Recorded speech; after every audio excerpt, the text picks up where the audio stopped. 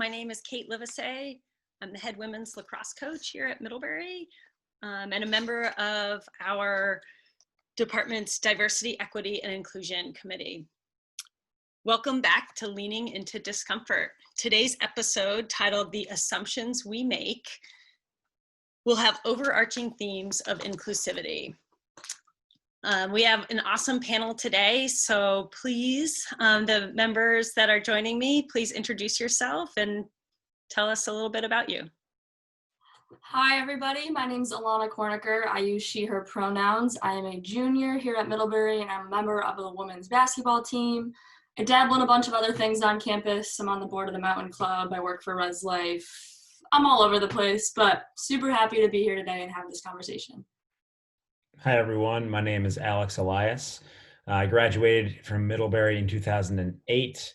I'm the head coach of the men's soccer program here. I work with SAC, and I use he, his pronouns. Hey, everybody. My name's Griffin, class of 2021. Use he, his pronouns, and I am a goalkeeper on the men's soccer team here. Hi, everyone. I'm Renee Wells. I use she, her pronouns. I am not a part of athletics. I'm the Director of Education for Equity and Inclusion here at Middlebury. I'm also a member of our Community Bias Response Team, and I work with our Restorative Practices Steering Committee. But I am very happy to be joining you all for the conversation today. So actually, since I'm here, I'm kind of curious. What are your thoughts about the importance of inclusivity on athletics teams? My immediate response is that we ask the student athletes and everyone in our program to really give them their full selves to the program every day when we come to training, playing matches, whatever we're doing. And I think it would be extremely challenging to do that if you don't feel as though your full self is welcome in the spaces in which you operate. So that's one piece. I think so much of what we do is predicated upon trust. And that's kind of the foundation for everything we're doing.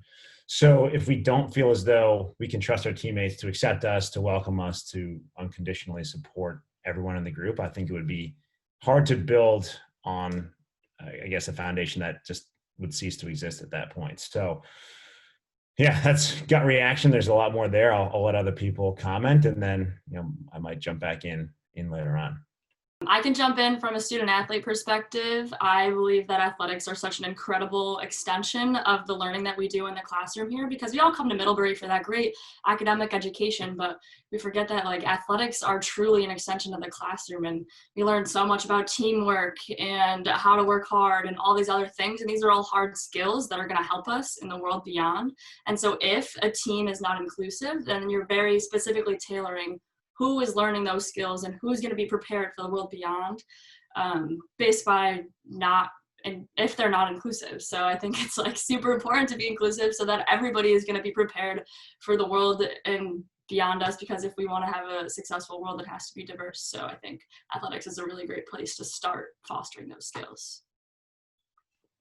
And Renee, I'm sure you're well aware of this, but there have been numerous studies about how diversity and inclusion really help actually in team settings and team situations. And I think athletics are obviously no different than that. I think it's the most pure, essential team aspect that you can get into. So without those different perspectives on the team, without those different backgrounds, those different experiences, I think it's hard to navigate a lot of the challenges that'll come your way during the course of a season, during the course of an off season.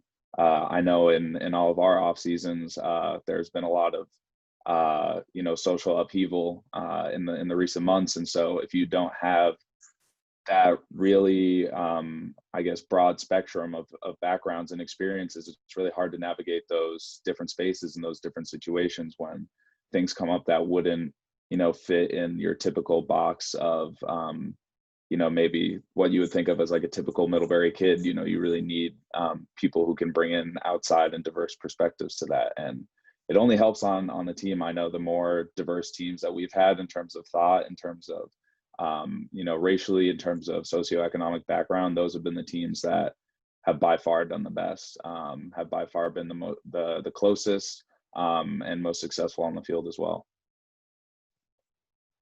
Thanks, Griffin. I appreciate that. And I also think it's like two halves of the same coin. I think that the more diverse the team, I think the more critical awareness can be fostered within the team environment.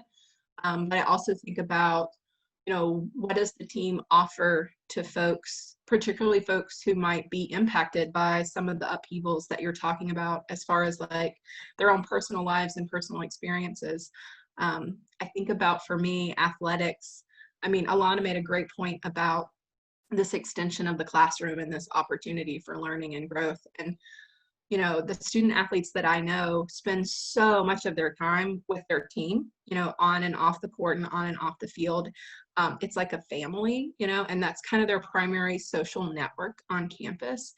And I think about what it means for students if they don't feel like that's a space where they can bring their whole selves, as Alex was talking about, or a space where they can bring their concerns and the things that are impacting them that might be personal, but also might have to do with the broader social world and the more systemic harms that they're navigating. And so, for me, inclusivity is aiming to create space for all of that. And so I appreciate everything that all of you have named. Yeah, I would also add to that, as a coach, as you're trying to develop players, both, as an athlete and as a person, to Alana's point of just like preparing people for life, you really don't want to see barriers to that growth. And I think not feeling welcome or belonging is a barrier to really investing in that program and that space, and really investing in yourself, because it's just not a place for you to grow if you're not feeling welcome or included. So, I really think inclusivity is hopefully for us on teams a marker of a place where you can, be your full self and explore what your full self is capable of. And I think that's really, our goal as coaches is to create an environment where everybody can kind of reach a new level of, success, for lack of a better word, but, or just awareness or maturity. But I think, when we talk about barriers to that, I guess I'm wondering if anyone wants to speak to, like, what are some of those barriers? Because, I mean, clearly they exist. We wouldn't be talking about it if inclusivity was so easy. So I'm wondering if anybody wants to talk about, some of those barriers that they've experienced. Speaking from my personal experience, I think the biggest barrier that I've encountered is definitely the lack of socioeconomic diversity that I've seen within the realm of athletics at Middlebury. As someone who doesn't come from a lot of money, having teammates that do come from a lot of money, I feel as though it's almost like we lived in two different worlds prior to coming here, which is super cool, right? Like, we have very different lived experiences up to this point, and now they overlap here. But because of that, I feel as though it's almost like we speak different languages and have trouble communicating and finding common ground. And I think that manifests in ways like when we think about, like, when someone suggests what we do for team bonding, it's usually like, oh, let's go out to dinner, or let's do something like this. And oftentimes it's like, I can't afford to get takeout every week, And so it's not that I don't want to participate in this team bonding. It's that I can't afford to do that. And that's something that I feel as though some student athletes here don't really think of, is just like how people come from different socioeconomic statuses. And it's kind of just like assumed that you kind of come from a well-off background if you're a student athlete at Mid. And so I definitely think from my personal experience, the lack of socioeconomic diversity, or at least the perceived lack of socioeconomic diversity, is definitely a barrier to inclusivity. On the flip side, I guess I can speak to, some of the racial barriers that exist at Middlebury as a student and as a student athlete. I know coming in here, my freshman year on the soccer team, I was one of two Black players on the team, which was not, for me, actually not a new experience. It's similar to what I had experienced in high school. I went to a private boarding school, and it was, majority white, honestly, more white than Middlebury is, less diverse in that way. So it certainly wasn't a new experience for me. And yet still, I think with the amount of time, like Renee talked about, the amount of time that you spend with your team, how it really is like a family. I think it's really hard to not have, people who have a similar background to you, racially, and can really understand a lot of the struggles that you're going through on this campus, that can understand how certain events that are happening outside of the Middlebury bubble are really having a day-to-day effect on your own life. And not having those conversations certainly was very difficult at the beginning of my Middlebury career. And even though in a lot of ways I did feel like I was welcome and a part of the team, there are also other ways where those were ways in which maybe I didn't feel as comfortable as I could have. And I think it's interesting, from Alana's, just thinking about Alana's perspective, like if I, like, a lot of people make assumptions about me. I think the flip side of what she said is like how people assume that if you're a student athlete at Middlebury, like you're pretty affluent. I think the flip side of that is like people assume that if you're a Black student athlete, that you basically like go here for free and have no money, or don't have anything like that. And that is not my background at all. And just like paying full tuition and going to like private high school and stuff, I think a lot of people make assumptions about me and about like what my life looks like. And so it's just interesting. So I think it kind of it's a double-edged sword. I think it really goes both ways, which I guess being like culpable to that is important. Yeah, totally. I think that's like absolutely hilarious. And I think another thing that's just like funny is I'm also Latina, and most people don't know that about me because I do look white, but most people don't assume that either. And so it's interesting too, because that's also something that's, I feel as though, underrepresented within the Middlebury athletics community. There's really not too many other Hispanic student athletes that I know of, or at least within my social circles. And so again, like Griffin said, it's just funny that there's so many assumptions made about all of us based off of our appearances, and it just seems that almost never they're true. So it's interesting. Yeah, I think that is, just the double-edged sword there, and just, I think we all feel judged, and that people are making assumptions about us, and then, to Griffin's point, we are probably doing that to a certain extent. In our own ways. So it is a difficult thing to navigate for sure. And so I guess I'm wondering if you guys have felt through your work with teams, like any efforts to combat those assumptions, like what, and Renee, I'd be curious to hear, your work with teams and just like, what have you noticed? Like, what do teams do to kind of work at this? Because obviously that's part of what's happening in this community that we all engage in. And, what's the meaningful work that's happening to make a difference in that way? I mean, I can talk a little bit about some of the conversations I have with teams. And I think it also speaks to what some of the barriers are to inclusion, because, I appreciate that the title of this series is Leaning Into Discomfort. One of the things that I found is that sometimes it's actually more coaches than students, but there's a discomfort about talking overtly about identity within teams. Like I don't know that we can talk about that or ask about that or create space to, kind of pry into who people are. And I think in a lot of ways we've been socialized, like it's rude to talk, particularly it's rude to talk about money or socioeconomics. And so it's interesting how that self-consciousness can make it a lot harder to lean into the discomfort, which it actually shouldn't be discomfort to talk about who we are. But sometimes if folks have grown up in really homogenous spaces where they've never really navigated difference and just organically engaged across difference and talked about difference, then it can feel really uncomfortable for people.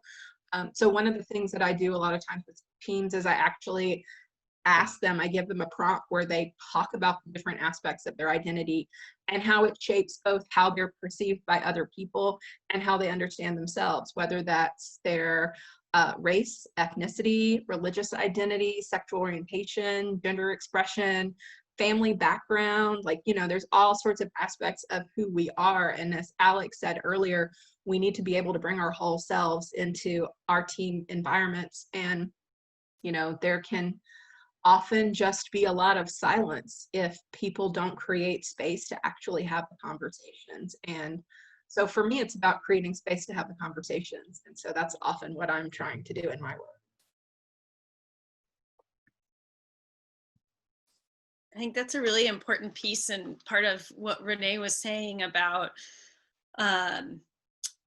just being on a team, not wanting to kind of just profess your full identity and how you identify. I think there is that danger within a team that you're deferring to the group constantly, and we've always said, be a great teammate, support your friends out there. And like, it's not about you, it's about the team. If the team wins, we all win. So I do think it's a very difficult balancing act in terms of how we really value individuals and their needs and their personalities, their backgrounds, their cultures, and then how we kind of gear towards that team concept and our team goals. So I do think that's an area that we can all grow. And I think our department is finding, the importance of making space for those conversations, not in the first 2 weeks, but throughout the entire year and how to do that. But I just wanted to kind of make that point about that deferring to the group is something a lot of students will just be like, I'm a little uncomfortable, but I don't want to make waves, and we kind of value this harmony to our teams that I think we all are learning isn't as helpful as we thought it was. And so I'm hoping that through conversations like this, that we can make some space and give support to those voices and those concerns. But it is a challenge for sure. Coach Livesay, I wanted to just take maybe a step backwards and go back to what we were talking about earlier about barriers. And I was wondering, I guess being the women's lacrosse coach and from an outside perspective, that certainly seems like, predominantly white sport, a predominantly wealthy white sport. And so maybe these are perceived or real barriers that exist. And so I was wondering if you could speak a little bit to sort of the work that you're doing to maybe mitigate those barriers, how you see, the team culture of inclusivity, how that sort of plays a role as you're planning out a season, planning out who you're trying to recruit onto the squad, things like that. Thanks, Griffin. Appreciate that. So yeah, you just identified a couple of the challenges that are really big for a sport like women's lacrosse, which is that it's super affluent. So you have that socioeconomic issue that Alana has highlighted for us. And you also have this lack of racial diversity. It's a pretty white sport too. So, how do you bring in diversity and bring in a group that's really different when the makeup of who you're recruiting is so limited in both of those ways? And it's not easy. And I would say in my experience, I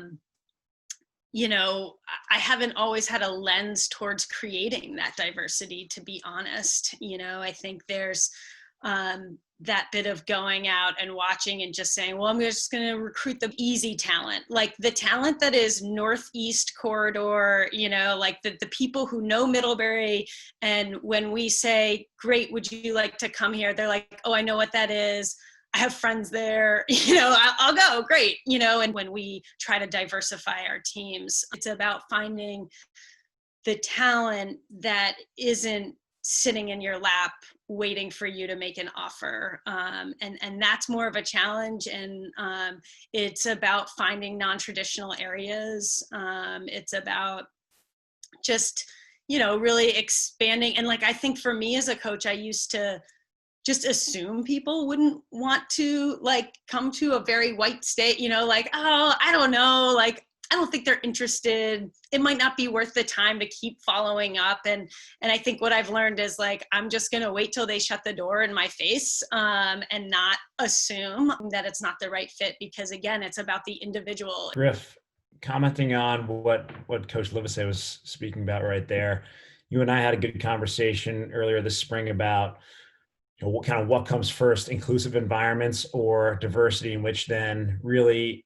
puts our feet to the fire to create even more inclusive environments and to tackle that more head on, because it's not really a choice anymore. But I'm curious as to hearing your thoughts on that, and whether or not it relates to our team in particular, but curious on your take on that. One thing that really resonated with me was just basically talking about how creating a diverse environment without inclusivity is basically subjugating those students to violence, in terms of emotional violence, spiritual, and sometimes even physical. And having a space that, having a space and then putting, Black or non-Black POC bodies in that space isn't necessarily the safest for those people. And I think that is a problem that a lot of predominantly white institutions have, is that it looks really good on the pictures and on the Instagrams when, even I recently was just posted on the Middlebury Athletic Instagram, and it looks really good when you have like people who look like me being with the team and all of that stuff. But the reality is that without the backbone, which starts from the coach, starts from the captains, trickles down through the team, if you don't have that backbone of really accepting people for who they are, for what their identities are, what their backgrounds are, it can be really difficult. I've found that on the soccer team here in my early years. I know I've had teammates find that on the soccer team, and obviously across other sports.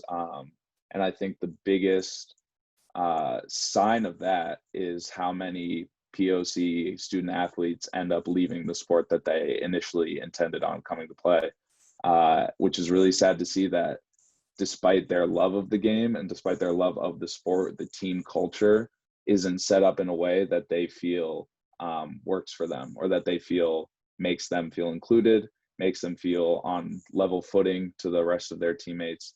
And so it's really sad to, luckily I felt pretty good in my position, and I've stuck it through for all 4 years. But I've definitely seen teammates, classmates, and peers fall to the wayside and decide to step away from their teams because they didn't feel like that setting of inclusion was already in place. And so I think if you, as a coach, if you're recruiting, say half POC players and half non-POC players, then by the end of the 4 years, if those players aren't necessarily sticking around, or if it's really a discrepancy in terms of the numbers that are still there after 4 years, I think you really have to ask yourself, is the environment already there, or am I thrusting these people into an environment that's really not too welcoming to them? And how can we sort of mitigate that situation? Thanks, Griffin. That's amazing. And also, like, one of the key conversations I think I have in my job all the time, which is that we have to address the systemic barriers. We can't just diversify without actually fostering an environment that's equitable and inclusive. And I think right now, with everything that's going on in the world, I feel like I've been asked more times than I can count in the last couple of months, like by student orgs and by departments and all kinds of folks, like, how do we have more diverse students? And I'm like, well, why would students want to join you? Like, what, like, you want Black and brown bodies, but what do you have to offer? And so, in particular, thinking about student orgs, like, what are you doing that resonates with like student needs? And like, if you're not doing things that resonate with what students need, then, why do students want to get involved? So I think, about this conversation about recruitment, I think we focus on the team, like both in terms of diversifying the team, but also selling the team to like incoming recruits. And we need to be focusing on the individuals. Like, what do people need? What do prospective athletes need from the team?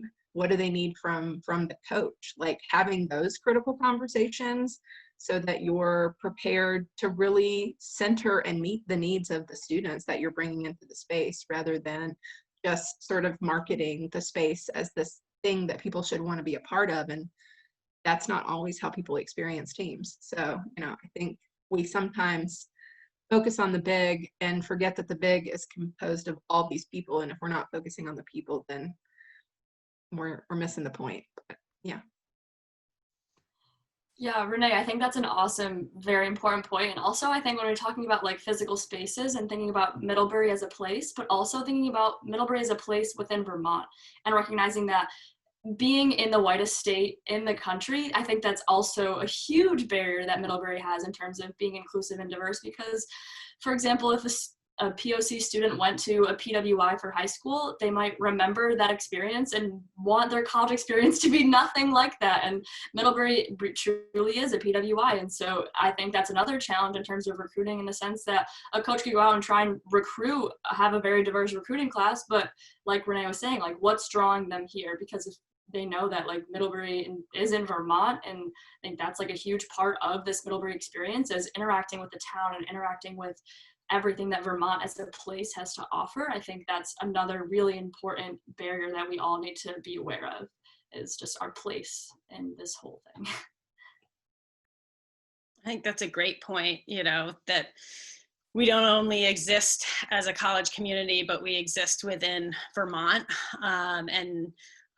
I do always go back to Renee's point about, the individual. And I think definitely as a coach, when you're recruiting, you do start to just like push. And it was helpful for me to hear her say in one of our conversations, like, just ask them what they need. And that's so simple.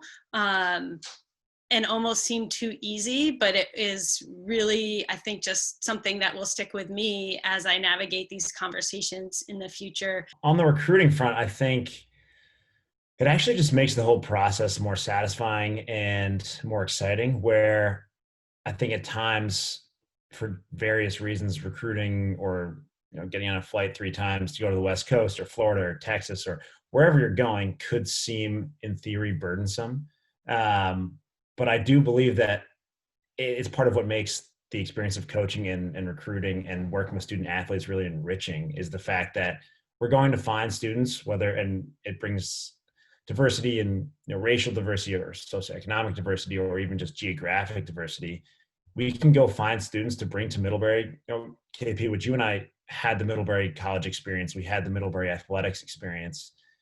And it was so rewarding and so powerful. And it certainly enriched my life in so many ways and gave me mentors and colleagues and friends that are truly irreplaceable in my life. And we're going to find students out there that would not have known about us otherwise, would not have had that experience otherwise. And we get to bring them into our environments. And then we certainly have to continue evolving our environments to better serve their needs, to better support them and be more inclusive. So I have personally found that is it harder? I'm not sure. It takes more time, certainly, but it's so much more valuable and exciting to do that I think it makes the job, maybe selfishly, but it makes the job more rewarding and more meaningful. So I think to the more intentional diversification of our team, it is certainly a value that I have to diversify our program.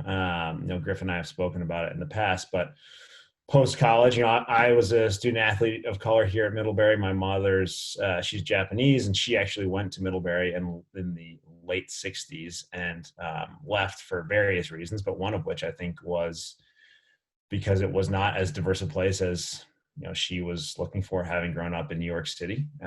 So coming here as a student of color, I didn't think about it as much as I do now, to be honest. But post graduation, I worked in South Africa for a year and then in Brooklyn, New York for almost 5 years. And every group that I was working with, whether it was in teaching middle school math or coaching at Long Island University, was working with a group of very diverse student athletes, racial diversity, socioeconomic diversity. And we've talked about it, but one of the concerns or questions I had coming back was, can you create a really diverse team here at Middlebury? Because when I was a student, I would say it was less diverse than a team that I'd want to create now. And I say that with love and admiration for the people that mentored me here and the friends that I made through the program. So I had a phenomenal experience, but I did find in working with diverse groups of students, in my post-college years, that's a value I had that I really wanted to bring back to our program was, can we create that here at Mid with our soccer team? And I would say the answer is absolutely yes. And it's taken a lot of just conscious thought and work to do that, and working with student athletes like Griff, talking about, okay, what do we value? Talking at times saying, having players say we want a more diverse team than we have years ago, and having players recently say it has been a meaningful part of the experience to watch our team diversify, which just is more compelling to me to say the work that we're doing is having in some ways positive impact on the players in our program in very personal and very different ways. So I think that it compels me more to continue having the conversations and to continue putting the work to diversify in so many different ways in our program. I was just going to piggyback off of that a little bit. I think the challenge when you're at an institution that's a 4-year place for people is, Griffin, you've learned so much, you've added to the culture of the men's soccer team, and then you leave, and it's like, you've got to you can't start from square one again, right? Like, we as coaches need to make sure we're continually like building and evolving, to Alex's word. And that's where I think it's dangerous as a coach to be like, oh, we talk about that, check. We talked about that, check. And then it's like, wait, has this group actually done that? So it just really has to be constant, and I think that's what we're all learning is there's not a time where you can say we're good here, like we've done it, we've addressed it, now let's just talk sports. Like, I think we've realized that it's a really like constant, important part of how we build our teams and how we operate together. And Alana, I know on the basketball team, like, you guys have had some really, important dynamic discussions. Have you seen that kind of growth within your team? And, do you feel like it's really changed from when you were a freshman to now? I think that's a interesting question to ask within this specific time, because my first year, I feel as though our team was a lot more diverse in terms of racially as it is now. And I think another thing that's important to note is just how it's important to tailor the message and to tailor the work that you're doing as a team based off of the demographics of that specific team. So I think that the work that we're doing this year to create a safe and inclusive space is different than the work that we did during my first year and during my sophomore year, because the makeup of our team is very different now. And so I don't know if that answers your question, but I do feel as though we are doing what we can to make this a safe, inclusive, and diverse and equitable space that's accessible to everyone. But I will say that we're doing different things this year as opposed to last year. Because I think that is a really big, important part of what you guys were saying as coaches and how we got to keep doing this work in the years forward and tagging in alums. It's that, remembering that it's also different every single year and everything is changing. And so we're going to be doing different work every different year. Thank you to our panelists for today. It was wonderful to hear the experience of our student athletes, to have Renee share her initiatives and how she works with some of our athletic teams, and to hear from Coach Elias and one of the most diverse teams on campus, and how they are kind of living that inclusivity model, and setting a really great example for what other teams are striving to do. So thanks for sharing today, and please stay tuned for our next episode of Leaning Into Discomfort. Really appreciate you watching today.